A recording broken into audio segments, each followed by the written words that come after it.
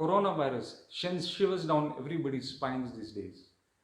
What are coronaviruses?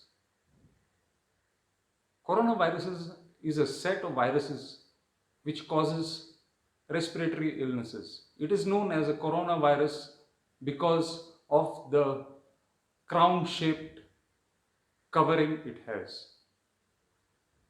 The novel coronavirus, it's a novel coronavirus because it is a new strain of virus. Hence the name novel coronavirus. This novel coronavirus causes a disease called SARS-CoV, which was caused in 2019. Hence, the disease is known as COVID-19. Coronaviruses normally have animal hosts, but from time to time, they are known to jump hosts. Such a kind of incident is apparent to have happened at a market in Wuhan, China. How is COVID-19 transmitted? COVID-19 or the coronavirus is transmitted mainly through droplet infections. If you cough on somebody, if you sneeze and those droplets land on somebody else, he breathes that in, he may contract the disease. Similarly, if you cough, sneeze and those droplets land on the surface, although a lesser chance, and somebody else touches that surface and then touches his face, you can contract the disease. There is also aerosol spread. The air you breathe out lingers in the air a little bit. Somebody else breathing that air may contract the disease. Hence, we practice social distancing. What are the symptoms of COVID-19? They mainly include dry cough, fever, and tiredness. The other symptoms associated with COVID-19 include aches and pains, nasal congestion, headache, conjunctivitis, sore throat, diarrhea, temporary loss of taste or smell, a rash on skin, discoloration of fingers or toes. Many people who get COVID-19 are asymptomatic. It is not known for sure what is the percentage of symptomatic versus asymptomatic. The people who are symptomatic will mostly show very mild forms of disease and will require no hospital intervention. However, there is a certain amount of people which will require hospital support. A percentage of these require intensive care. They require intubation and ventilation. So if you have a cough, fever,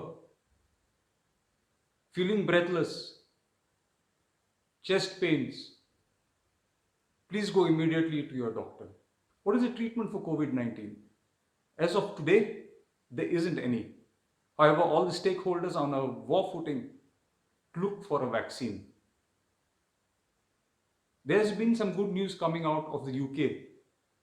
You may have heard of it regarding the corticosteroid dexamethasone. And I quote Dr. Tedros, the Director General of WHO, on this. This is the first treatment to be shown to reduce mortality in patients with COVID-19 requiring oxygen or ventilator support.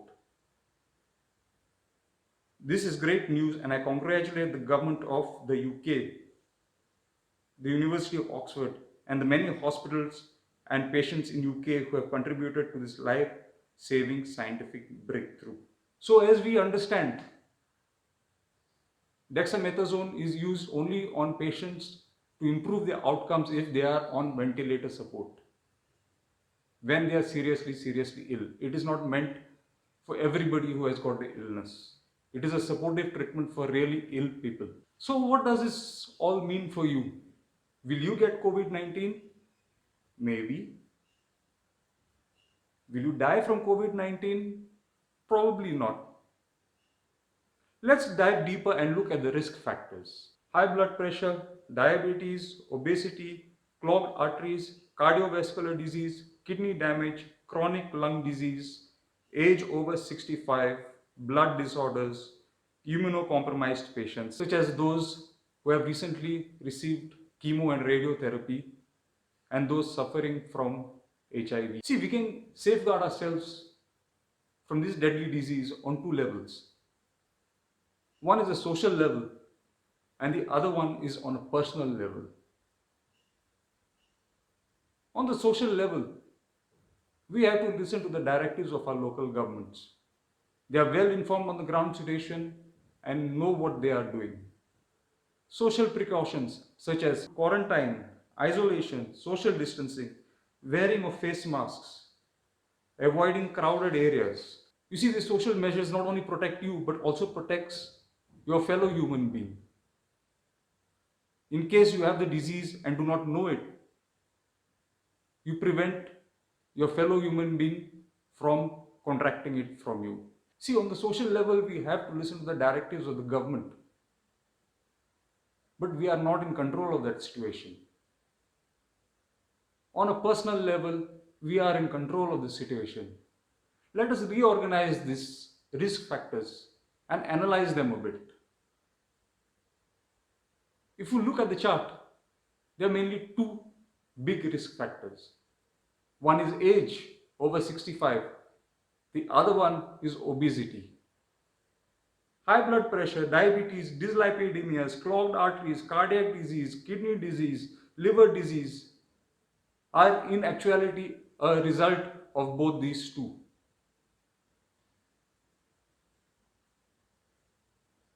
See, we all grow old. There's no way we can fight Mother Nature. However, we can fight. It will be a losing battle, but we can fight. The second group of risk factors, obesity, is all in our hands.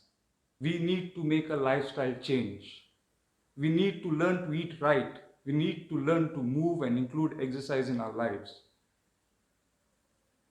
There can be no bigger motivation than the situation right now for you to lead a healthy life. Take this opportunity as motivation to change your lifestyle. Be healthy, be fit. I hope this was helpful. Signing out, Dr. Rohan Fonseca.